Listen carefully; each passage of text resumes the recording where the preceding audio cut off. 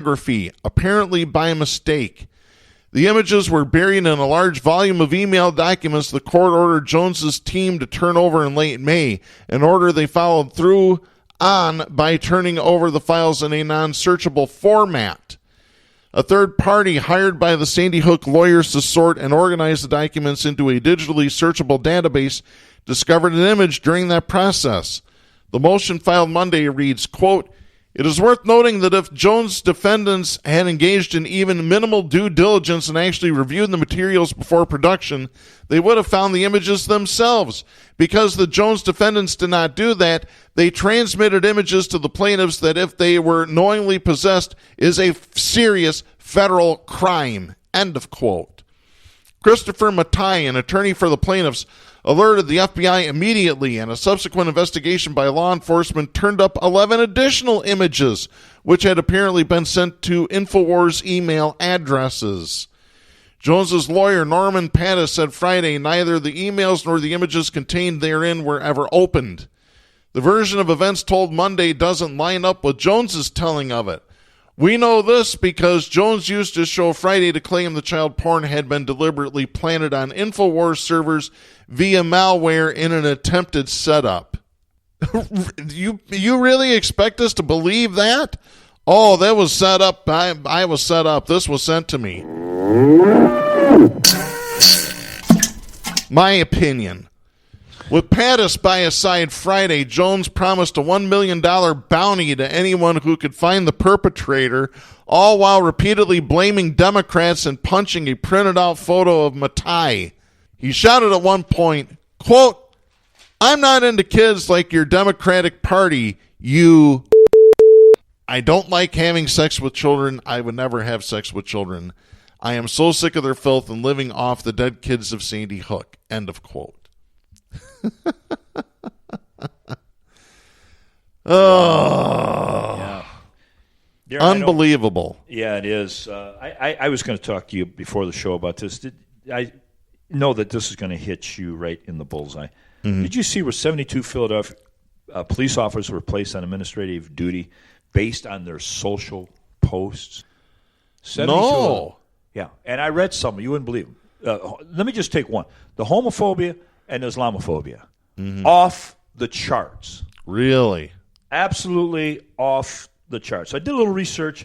I found that the mainstream media is very, very hesitant to publish anything negative about police officers, but primarily police officers who have been discovered to be KKK extremists sitting in police departments across the nation. Wow. You wonder why we saw here in Michigan just last week, policemen in Detroit refusing to protect a woman. There's a screenshot of it. There's a video of it, World Socialist Web. A woman attacked by the Nazis 85 miles from here, 100 miles from here, that they stood right there. The police stood right there and allowed it. It's just plain. There's a video of it. And I guess it's because of the fact that the police department is sacrosanct. You have an institution. The Philadelphia policemen were all laid off because somebody took the time to go to the computer and find out what these policemen are posting. And it was staggering what they had to say. And that's not atypical. That's the mentality of who you have with those badges on and the blue hat. The ones that stood right there in Detroit and let a woman get beaten by the KKK or by the Nazis. Yeah. Folks, this is USA Today has published this. This just came out. So we'll post a link to that story to our Facebook page. So if you go to facebook.com/Southpaws Radio Show, you can find out more information on that. It's shocking. It is. And in the meantime, I want to get to this because I promised that we would do this segment today. We need to play the appropriate music. Hammer time. Yeah, it's hammer time. It's time to drop the hammer on the douchebag of the week. Chico's dancing. And I've got a great one for you, folks. Limousine liberal TV actress, movie actress, TV talk show host Whoopi Goldberg gets it today. Why? I have this story. This is by The Hollywood Reporter. And this will tie into a poll that we did earlier this week.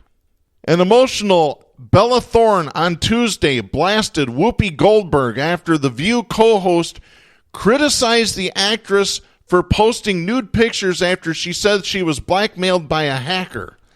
On Saturday, the 21-year-old actress posted a number of topless photos along with a lengthy message in which she claimed a hacker managed to get several private images and was threatening to release them unless she gave him compensation. Thorne made the decision to release the pictures and the text messages with the stranger in order, quote, to take my power back, end of quote. Her Twitter account was apparently also hacked a few days prior. Here's what Whoopi Goldberg, again, a limousine liberal, said. That in this day and age with technology, Thorne should not have taken the semi-nude pictures in the first place, seemingly blaming the actress for the situation. Here's what she said, quote, if you're famous, I don't care how old you are, you don't take nude pictures of yourself, end of quote. Thorne was livid. On her Instagram, here's how she responded, quote, shame on you. I don't really want to go on The View anymore because I don't really want to be beaten down by a bunch of older women for my body and my sexuality. End of quote. She continued in her Instagram story as tears are starting to flow, quote, watching this interview made me feel really bad about myself. Shame on you, Whoopi, for putting that public opinion just out there like that for every young girl to think that they're disgusting for even taking a photo like that. Shame on you. End of quote. Thorne told The Hollywood Reporter Sunday that she believed the person who hacked her accounts was a juvenile boy, and while hurt and angry, she was not leaning toward pressing charges. Here's what she told The Hollywood Reporter, quote, he's still a kid and we make mistakes. This mistake is a bad one, but I don't want some 17-year-old's whole life ruined because he wasn't thinking straight and was being a dumbass. End of quote. No, I'll tell you who was the dumbass, Whoopi Goldberg! Yeah, exactly. And we did a poll on this, and the results of this just absolutely dismay me. Here's what we asked.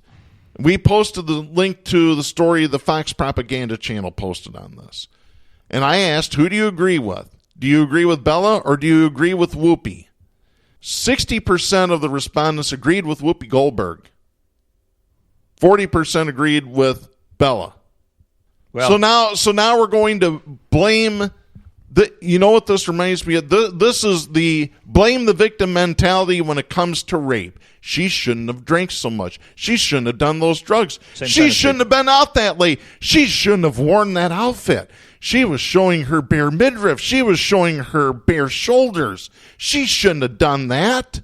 That's the exact same mentality, folks. And if you don't like what I say, then I don't give a damn if you never listen to this show ever again. Darren, you have to understand there's only one unpardonable sin in America, and it's sexual. No. You can drop bombs on children across the ocean. You can take kids from their parents at the border. You can screw us through corporate greed. It means nothing. Means absolutely nothing.